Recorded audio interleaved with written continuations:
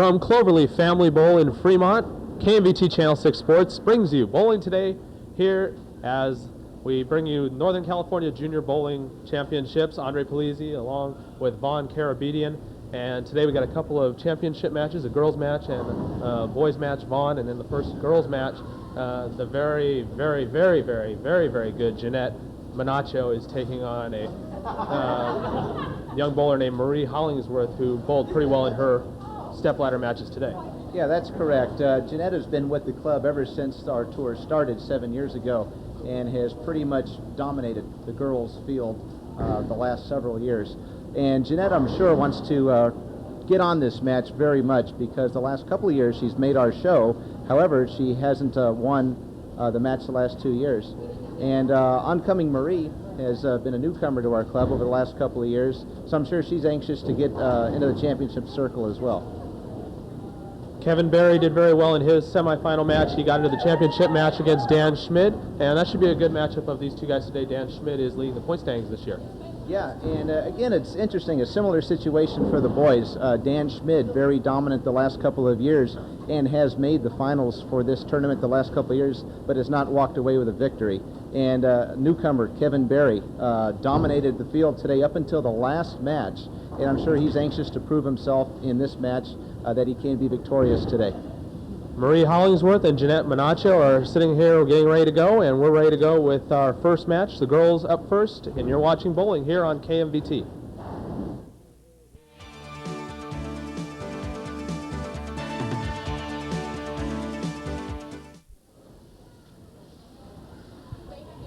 Okay, the girls' championship match set to begin. Andre Polizzi along with Vaughn Carabedian, our producer-director today, as always, Lazarus Sargenides, and Vaughn, Jeanette Manacho, very good bowler, as we were talking about just moments ago. And you were saying, though, she hasn't really won the match that she's wanting to win.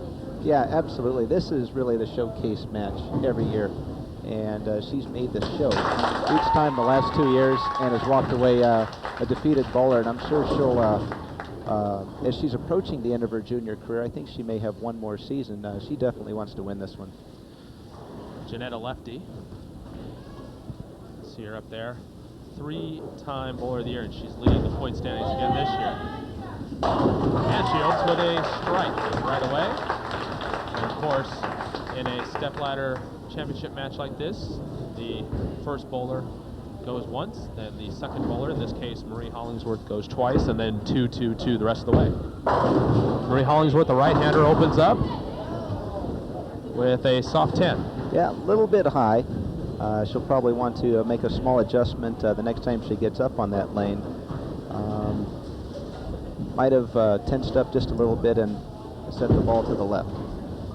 Marie Hollingsworth, the number 3 bowler in this stepladder final. She won 2 matches to get to this championship match, and she picks up the 10-pin rather easily and opens with a spare, and she'll go up on the left-hand lane. Lanes 37, the left hand, and 38, the right hand, here at Cloverleaf Family Bowl in Fremont.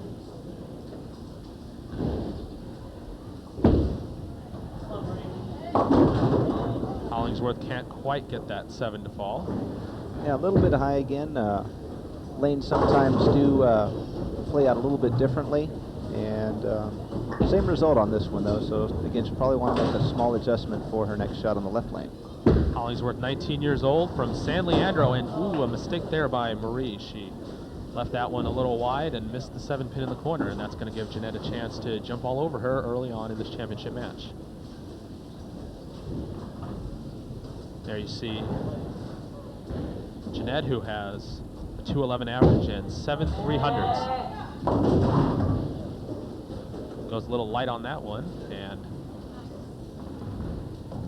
winds up leaving a mini bucket, no slipper back there. So yeah, Jeanette came up a little bit light on that one, perhaps a little more oil on the right lane. Didn't quite get the finish she was looking for. Jeanette from Sacramento, California. Nice cover. She converts her spare. And she's working spare up here in the third frame with a lead potential of 12. Jeanette wound up in the number 1 spot and did not have to bowl a semifinal or a quarterfinal. Comes back with a strike on the left-hand lane. She's got 2 strikes on lane 37, and she opens up that 12-pin lead over Marie Hollingsworth.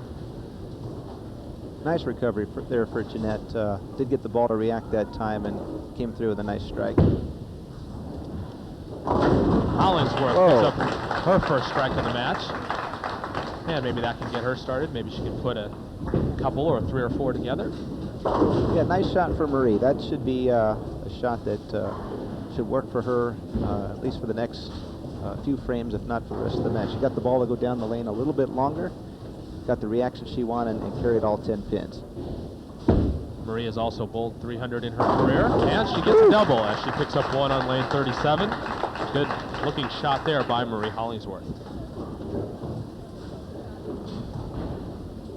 Jeanette Manacho says she's been bowling for 18 years. Started at the age of 3, she claims. She's now 21 years old. You're gonna love her nickname. Leaves the 6'10" there on that shot. Jeanette, affectionately known as the Unabomber. How about that? Well, I tell you, when her ball does go into the pocket, those pins, you'd have to say explode. They didn't quite explode on that last shot like she would have liked, but still early on in this match, and this one very close now. Nice cover. Manacho showing that she can convert her spares, keep her line clean. And she'll go spare up back to the left-hand lane where she has struck twice in 2 shots.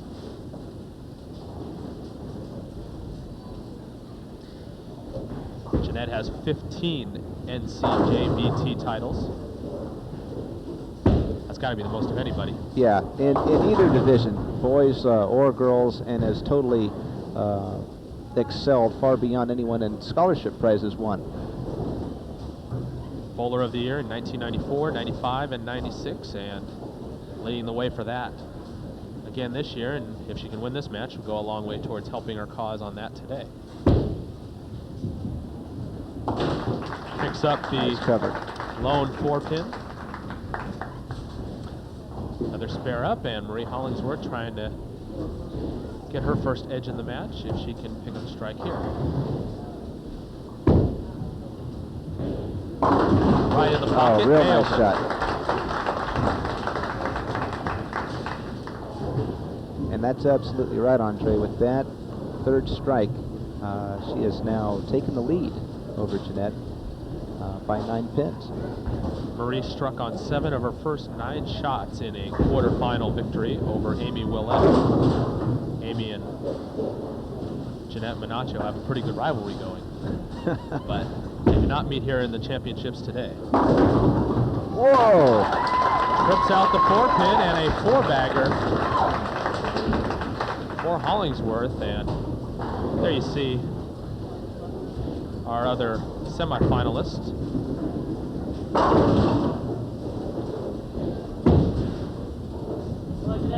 Samantha Lawrence just a moment ago. Nice shot for Jeanette.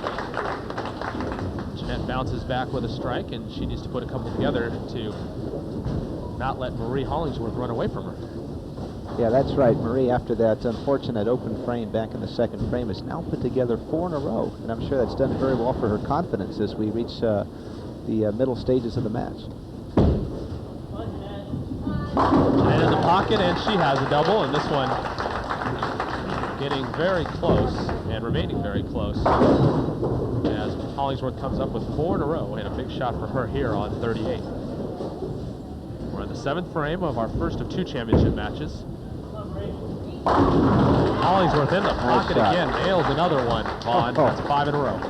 You know, the last few shots looks like there's right now no stopping Marie. She is dialed in. She was doing really well on the 31-32 pair here, where she won her quarterfinal and semifinal. She beat Samantha Lawrence, a young 14-year-old who we just saw on camera a few minutes ago. There's Samantha on the far right of your picture. Samantha a little nervous in her first match. Wow. And 6 in a row now. Wow. And Marie Hollingsworth is really locked in and looking for this championship here today. She's putting Jeanette Menacho in a tough spot here. Jeanette needs to keep striking and get right there and take it off the sheet. Oh, nice ball. You know, Jeanette, with her experience, probably is not letting Marie's string get to her. She just needs to follow through and continue to do what she's done this season. Well, Menacho can still go out for 249 and make things tough for Hollingsworth. But she needs to keep striking because Marie's going at a very good pace of her own, striking through 8. Oh!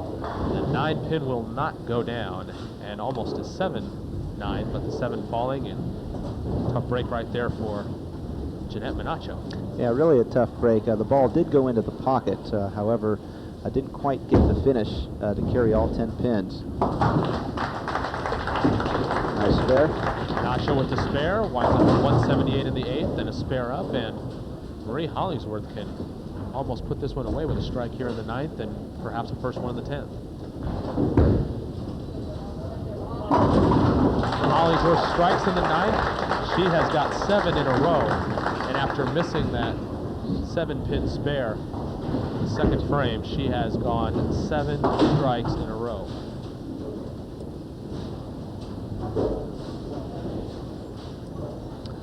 You know, Jeanette, if she happens to strike out, can shoot a real nice 228, and I believe that Marie just needs to mark here in the 10th. Ooh. Well, she kind of slung that one a little, and she's left with a maybe split that she's going to have to pick up here just to make sure things are okay. She doesn't want to give Menacho a chance. She goes after it, and she went after it the hard way. She didn't get it over as far as she wanted. She opens in the 10th, and a 234, but what's going to happen here is Jeanette's going to definitely have to have the first 2 and a very high count on the 3rd ball. She gets the first one. That gives her 198 in the 9th, and it looks like with 2 more strikes, the best Jeanette can do is 228. So she needed that one in the 9th, but she left that 9 pin, and it's going to have her come up a mark short. Menacho finishing up here in the 10th. Oh, nice shot. And finishing up very strongly. She's got the first 2, but she's going to come up a little bit short. And Marie Hollingsworth smiling. She knows she has won this Northern California Junior Bowler event.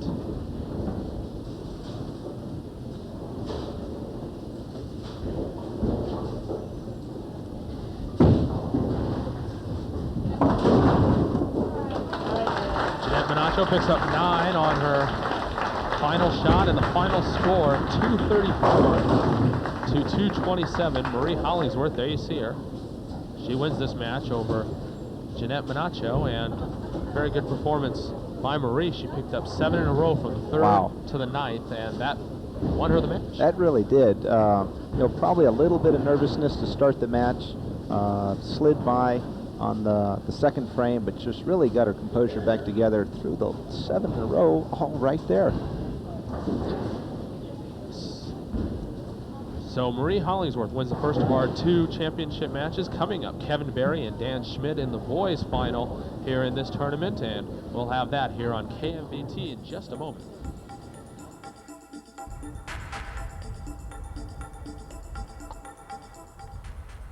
Globally Family Bowl and the Hillman family have been together for 34 years.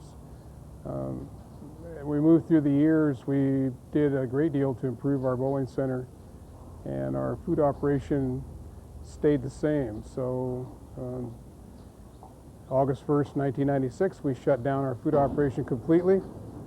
We gutted it completely. We tore it out from the ground up, and took 7 months to build Perky's Pizza restaurant. Now we have a beautiful facility, 2,200 square feet of tile, and it's tile and stainless steel, and great menu, and we're proud of what we've been able to accomplish. It was an expensive undertaking, but we're very happy with what we have. So we now have upgraded our food facility just like we've upgraded our whole bowling center. So 1995 and 1996 were very important years for us to prepare us for the 21st century, and I think we've done that. Well, one important change in 1995, we did something very non-traditional in the bowling industry. We took out our pro shop, eliminated the pro shop, and we built a new game room. We took all the games off the concourse, which made our bowlers very happy, and we put them inside of a game room that we completely remodeled, and it seems to have worked very well. It's improved our business. It allows us to control it better. It was a good increase for us. We studied it very hard. We go to the trade shows, read trade magazines, and understand that business now, where we really didn't pay a lot of attention to it before. We also completely redid all the lighting inside the bowling center.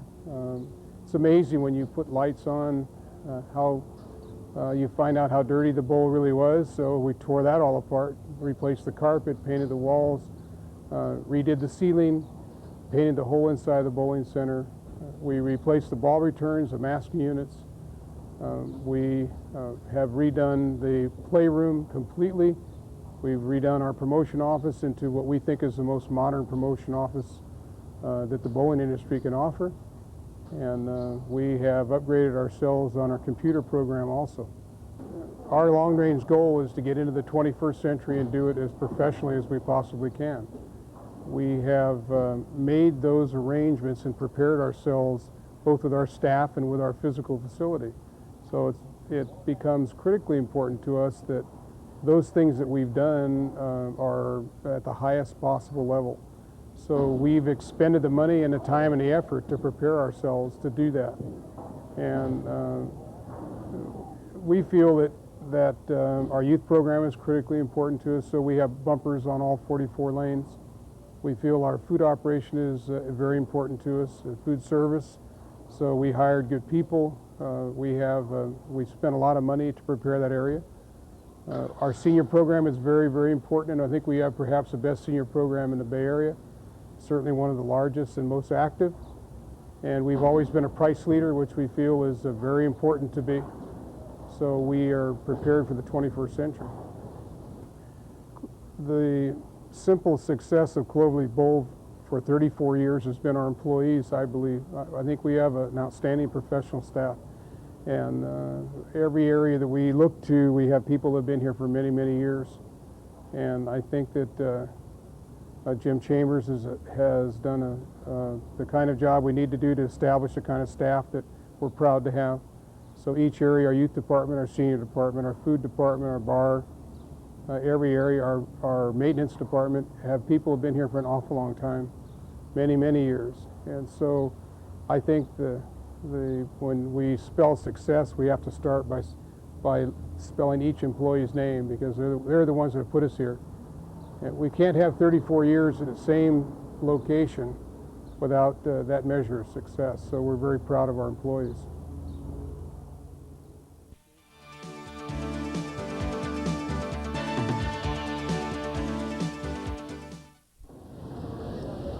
The Cloverleaf Family Bowl in Fremont, California. Andre Polizzi along with Vaughn Carabedian, our producer-director today here on TV6 Mountain View.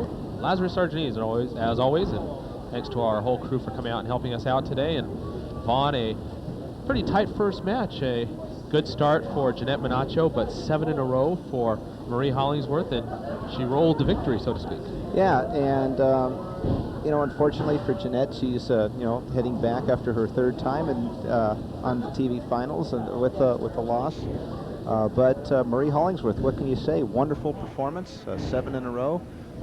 Definitely deserved that match. Some nice scholarship prizes awaiting the winners here today, and the runners-up don't do too badly either, do they? Yeah, that's correct. Northern California Junior Bowling Tour is awarding out $1,000 in scholarships today. The winner of each of the championship matches today is taking home $220 in a first place scholarship award. Second place is $110, and third and fourth, which were the folks that were in the quarterfinal and semifinal round that didn't make it to the finals, will take home $90 and $70 respectively. Our bowlers for the next match, and they're announcing it in the background. where Kevin Berry and Dan Schmidt. There you see Kevin on the left and Dan on the right. Dan was the #1 seed. He didn't have to bowl in either of the semifinal or the quarterfinals because he finished on top. And Kevin did have to go through one semifinal match, and he converted numerous spares on his way to a 206 to 171 victory over Brian Infantino, who had a pretty good day as well, winning a quarterfinal match, getting to that semifinal match, but coming up a bit short in that semifinal. And here you see our tournament leader, Dan Schmidt, set to go. Left-hander up on the left-hand lane. And a strike for Dan Schmidt. Spells his last name S-C-H-M-I-D. No T there on the end. And he opens up with a strike in a battle of the left-handers as Kevin Berry steps up. Yeah, Dan, a very powerful thrown ball. You notice a lot of revolutions on it. And Kevin as well, very strong ball. Well, and, looking to put them all there as well.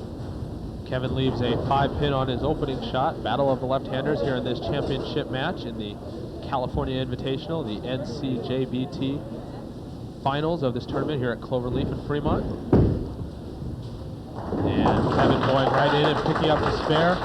Kevin had to do that numerous times, we mentioned, in his semifinal match, but a couple of 7-pins missed by his opponent, Brian Infantino, unfortunately for him. You know what's really interesting about this match, Andre, this is the 3rd time these bowlers have bowled head-to-head today. The first match, Kevin won, and the second match, Dan won. So this match here will not only decide their record against each other, but will also decide the tournament. And perhaps a matter of who's going to carry all 10 in the rack in this match. And Kevin bouncing back with a strike. Another thing that was interesting about the finals for the boys, the top 4 were all left-handed. And throwing it very hard, and he's going to leave a 5-pin on his second shot. So, assuming Dan picks this up, we'll be all even, although Kevin will be working on a strike on his next ball. We'll be all even through 2 frames. Dan, 17 years old, from Antioch. And here's something you don't see too often about these great young bowlers that have won titles and been bowler of the years. Dan is still looking for his first 300, believe it or not. Is that right? Unbelievable. Picks that up, right down the middle, rolls the ball right to it, and he has 20 after 1, spare up in the 3rd frame coming up. Dan has 6 299s. Yeah, I'm sure after he gets his first one, they'll all start falling in. He just needs to get over the hump to get his first. Well, I didn't ask Dan about this, but I'm sure there's going to be one heck of a major party when he does get that first one, because it's one of his top goals, he says. Well, good for him. Here's Dan in the 3rd frame. That one hangs a little outside and then comes back a little high. And he leaves a 2-4-7. Dan got that one out a little bit wide. Huh? It came back a little far. Yeah, what you'll find as a tournament goes on is that the outside portions of the lane get very dry, and the oil carries down to the middle. So Dan got that a little wide, got into the dry portion of the lane, and hooked back a little bit harder than he would have liked. High arm swing on this spare shot, and he picks it up. The 2-4-7 handles that, and he's down a couple of pins, I believe 3 after 2 frames, and Kevin with a chance to double here in the 3rd. Oh! Well, that's been Kevin Berry's kind of shot today. Those 7 pins have been hanging up for him. Fortunately, he's picked up the ones he has left today, and there you see our ladies champion, Marie Hollingsworth, sitting back and enjoying this one. Kevin, 18, from Newark. Converts that, and we have a very close match through 3 frames, a 3-pin lead. Both bowlers with a spare up as we begin the 4th frame. And Kevin looking pretty relaxed. Yeah, as for his first time in Northern California Junior Bowling Tour Finals, he really does look relaxed out there. Looks as experienced as Dan or as anyone who has been out there before. Kevin also an avid golfer, and he almost had the 4-6-10, but the 4 fell down, and a 6-10 left up for Kevin to try and convert. You know, Andre, Grinning a little there. we did start the day with 94 bowlers. We had 74 bowlers in the boys division and 20 in the girls division. And we had 6 games of qualifying. At that time, we cut to the top as Kevin gets his spare. We cut to the top 14 boys and top 8 girls. And then through the match play round, we worked our way down to the top 4 in each division. And it's led us today to the championship match in front of us. And those are growing numbers, I assume? Yeah, absolutely. Northern California Junior Bowling Tour this year, I believe we've had our highest attendance as far as average number of entries per tournament. It's really nice to have the interest grow out there and provide a nice, opportunity for the juniors to get out, off the streets, just get out and have fun and have good competition. Dan leaving a 3-5. Comes hard at that one. Crosses over and picks it up, and both bowlers shooting the spares. Each just picked up 3 out of 3, each with 1 strike, and still a small lead for Kevin Berry through 4 frames. Yeah, both still seemingly looking to find their line. Both not really dialed on just yet, and hopefully they'll find the right adjustments to make and get zoned in. It's a good thing they're not bowling Marie Hollingsworth. You're right there. Dan Schmidt is going to No. leave a 4. That one's going to bounce around a little, and like Kevin Berry's 7 a few moments ago, it danced around a little bit but would not fall. Yeah, as we see Dan go through the approach, got the ball a little wide again and came up a little bit high. Just couldn't quite get that 4-pin out. These guys go so fast, unlike the pros, you don't get a chance to see too many replays here on this telecast today. And Dan going a little wide, got that one out a little far, and it just sailed on him straight past the pin. Yeah, just a simple mental error there. Dan usually covers those. Fortunately, that time maybe working a little too quickly. Put the ball past the 4-pin. Small door opening for Kevin Berry. Let's see if he walks right through. Well, he goes again and leaves the mini bucket. No sleeper back there again. So, can worry about going straight at it and picking it up, but let's see if Kevin can do that and keep his small lead. This type of match like this really demonstrates to our audience the importance of picking up your spares. If you don't have the strike ball working, you've got to get those spares to stay in your match. Well, and as I've learned in many years of league bowling and just having fun in small tournaments, picking up spares can really, really help your game. I used to be a lower average league bowler, but I pick up my spares pretty consistently now. And, I'm not a super bowler, but I'm right there in the middle. I can score pretty high. Oh, there we go, Andre. Berry comes back with a nice strike in the pocket, his best shot of the match, and full rack gives him a 12-pin lead over Dan Schmidt. And Dan needs to find something right here in the 6th frame and get going, or he's going to find himself a little farther behind than he wants to be. Yeah, you're absolutely right. Dan's got to get it going right here.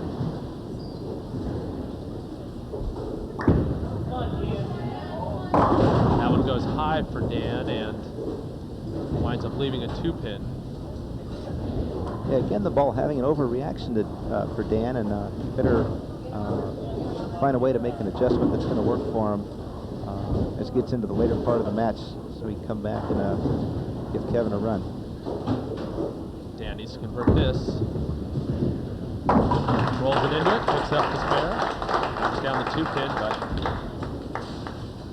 he needs to strike here because Kevin is working with a strike and he has a 12-pin lead as we speak.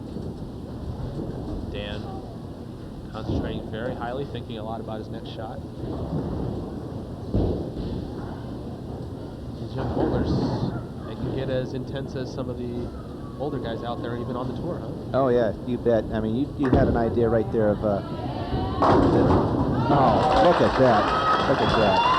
Wonderful pin reaction for Dan.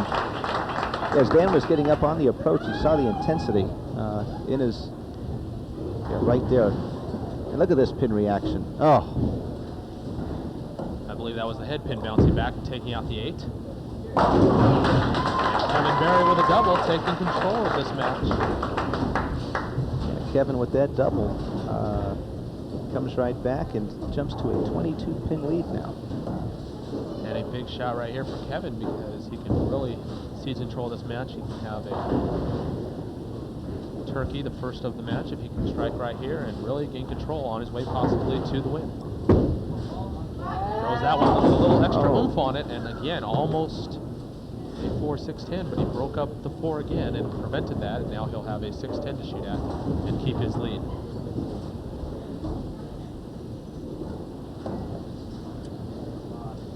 Kevin a little bit looser than Dan Schmidt so far in this match. You can see a little bit of intensity on his face.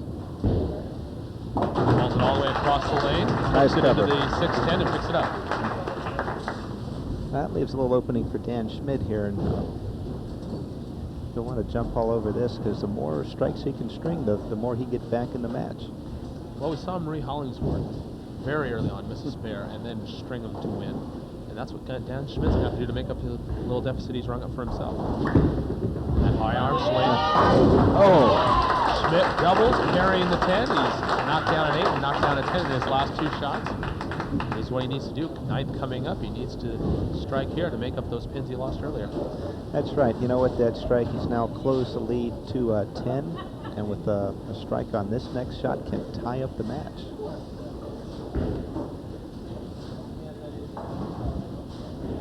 Dan taking a few extra minutes to make sure he has a nice grip.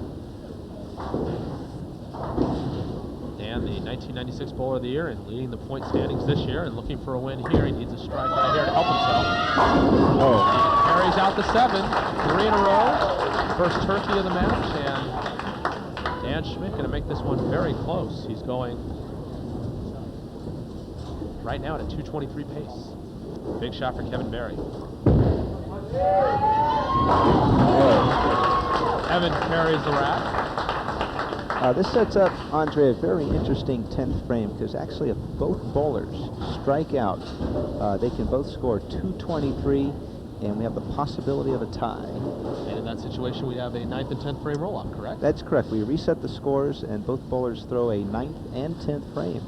And at that point, if we have one bowler over the other, that bowler will be declared the champion. Well, if it is going to be a tie, it's not going to come out in the way we just described, but this one's going to be very close, and it's going to perhaps come down to what Dan Schmidt does on his first ball of the 10, assuming that Kevin picks up the 4-7 in front of him right now.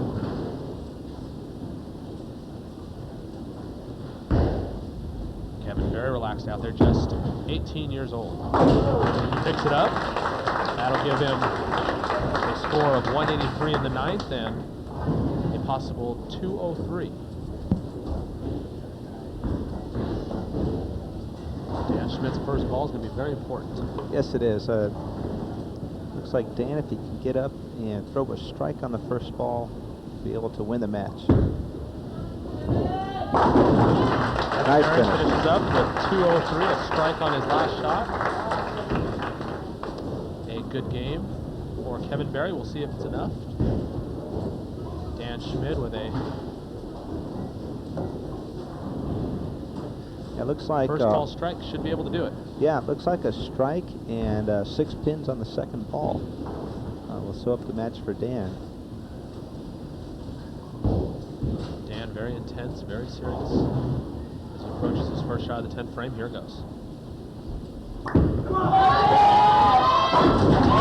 Carries it, and a nice high count here on his second ball will give him this California Invitational NCJBT Championship. Dan, the points leader. Here's a look at that shot. Watch Dan get excited as he runs it out as he gets the strike. Very emotional.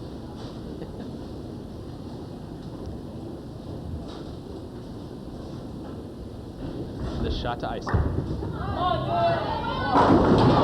Salt. Dan Schmidt, 5 in a row through his second shot in the 10th to look to finish out with 6 in a row, and got the victory already. Dan Schmidt is going to win this one, the bowler from Antioch.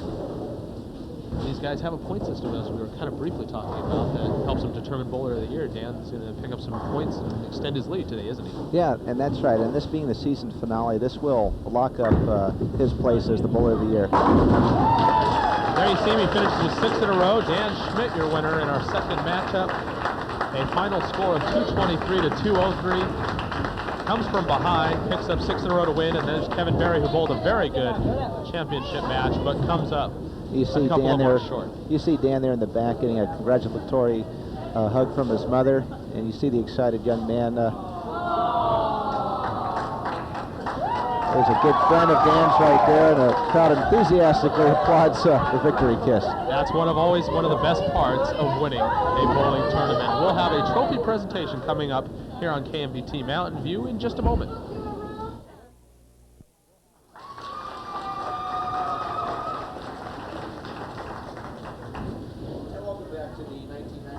Northern California Junior Bowling Tour, California Invitational. And I'd like to present the awards now to our finalists today. We'll start with the runner-up awards, and in the girls division in 4th place is Amy Willett with a really nice scholarship award of $80.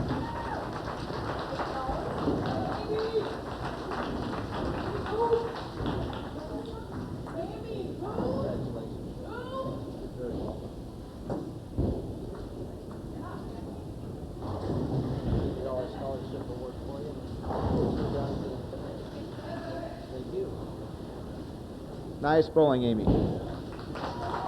And in our boys division, in 4th place, was Steve Villanueva.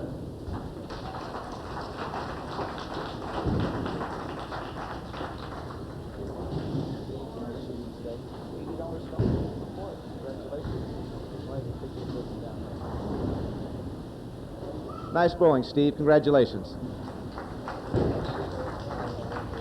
And in the girls division, our 3rd place finisher was Samantha Lawrence, and Samantha receives a $90 scholarship. Congratulations. We hope to see a lot more of you. $90 award, and we'll take your picture down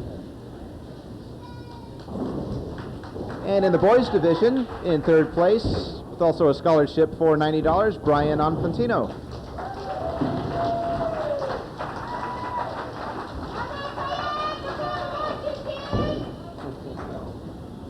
Way to battle uphill all day, Dad. 12 all the way up to 3rd.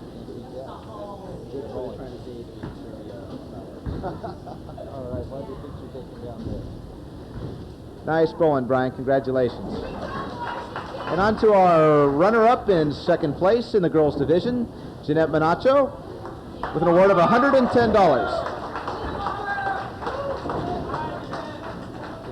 Good bowling. 2, not 2. That's right. Well, congratulations. You're very welcome. We'll have your picture taken if you... You're welcome. Nice bowling, Jeanette. And in our boys division, 2nd place was Kevin Berry. Kevin also gets a nice award for a $110 scholarship. Kevin, good bowling all day. I know we're going to see more of it. You're welcome. You having a day? I do the same. Take your picture down there. All right, nice bowling for all our runner-ups. Go ahead. And at this time, we'd like to present our championship awards. And we'll invite Andre back up here. And it's been really fun working with you throughout the final round, Andre. Oh, hey, this is very fun. Thanks for all the enthusiastic support and making it nice and loud. That was great. Great. Girls or boys first? Girls.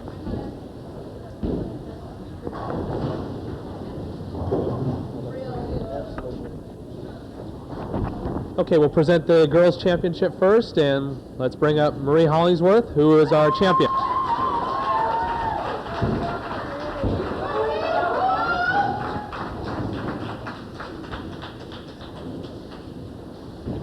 Nice. Nice bowling, Marie. Congratulations.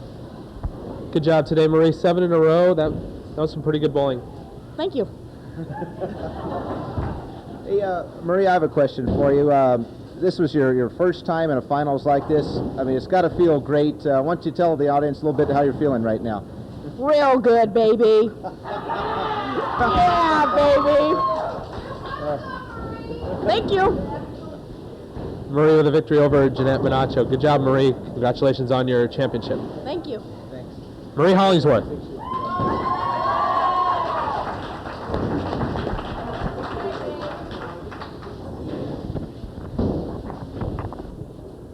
And our boys champion, Dan Schmidt.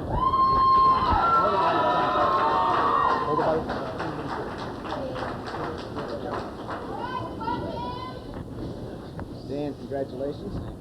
Why don't you go ahead and hold on to your check too? Dan getting a $220 scholarship award, correct? That's right. That's right. Dan, a question I have for you. A long time coming. I know you've been wanting to win this tournament for a while. It's got to be a great feeling for you and your family. Tell us what you're going through right now. I don't know. I'm just very happy. I've been bowled so well here over the past few years, and I just haven't been able to win. Just feels good.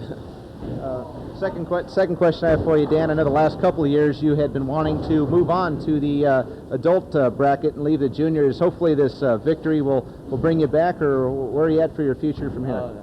I'll be back next year, definitely. Fantastic. Dan, you got 6 in a row to finish it up, and you bowled very well, but it seemed like you were still trying to figure things out about the 5th or 6th frame before you were able to get it really going. Oh yeah, the lanes were really different. I was standing like 5 boards different actually on both lanes. Finally, about 6th frame came around, I figured them out. Dan doing a very good job, and our champion in the boys, Dan Schmidt.